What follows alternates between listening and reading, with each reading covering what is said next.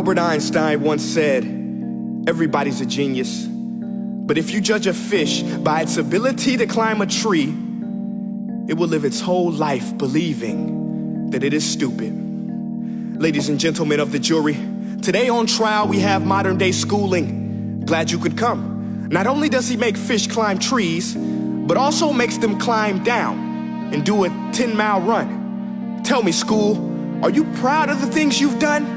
Turning millions of people into robots, do you find that fun? Do you realize how many kids relate to that fish? Swimming upstream in class, never finding their gifts, thinking they are stupid, believing they are useless? Well, the time has come, no more excuses. I call school to the stand and accuse him of killing creativity, individuality, and being intellectually abusive. He's an ancient institution that has outlived his usage. So, Your Honor, this concludes my opening statement, and if I may present the evidence of my case, I will prove it. Proceed. Exhibit A.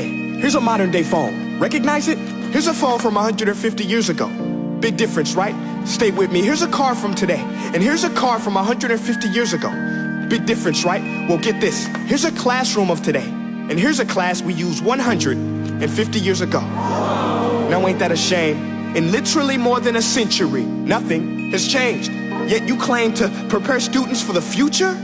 But with evidence like that, I must ask, do you prepare students for the future or the past?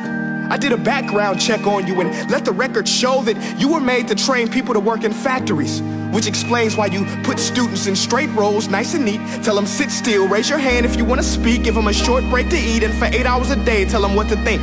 Oh, and make them compete to get an A letter which determines product quality, hence grade A of meat. I get it. Back then, times were different. We all have a past. I myself am no Gandhi. But today, we don't need to make robots zombies. The world has progressed. And now we need people who think creatively, innovatively, critically, independently, with the ability to connect. See, every scientist will tell you that no two brains are the same. And every parent with 2 or more children will confirm that claim.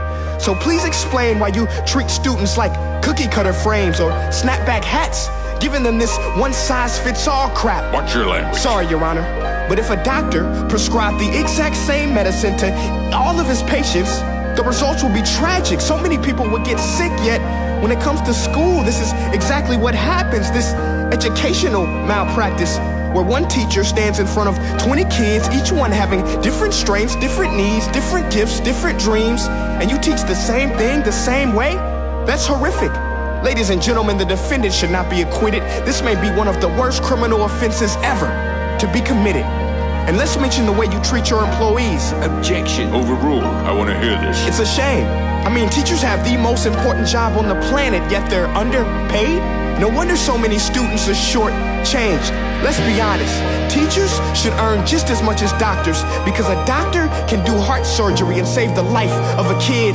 But a great teacher can reach the heart of that kid and allow him to truly live. See, teachers are heroes that often get blamed, but they're not the problem. They work in a system without many options or rights. Curriculums are created by policymakers, most of which have never taught a day in their life.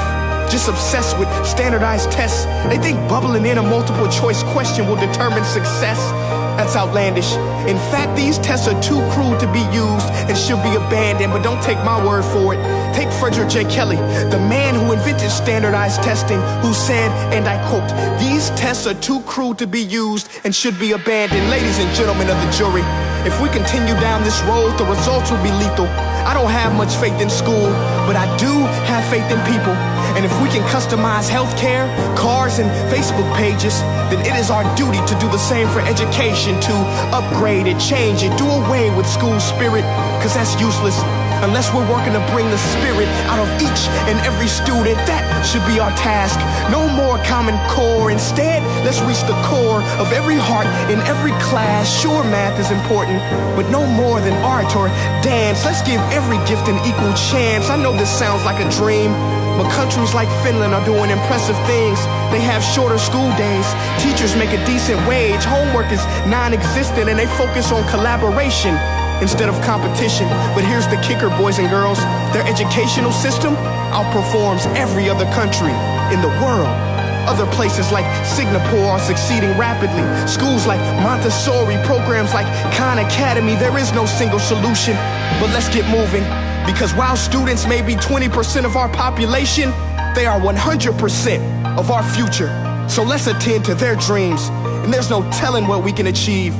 This is a world in which I believe, a world where fish are no longer forced to climb trees. I'll rest my case.